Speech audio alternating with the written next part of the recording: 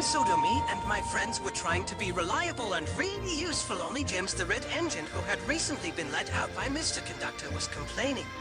What was the use? Thomas, I should have collected Mr. Conductor, not you. You're just a little engine. James is right. You're jealous because I collected Mr. Conductor and you didn't, James. Thomas, you're being annoying. That's not true at all. Other big engines, you're both mad because I collected one little man. Don't listen to them, Thomas. You're a really useful engine. Just know little engines can do big things. Thanks, Edward.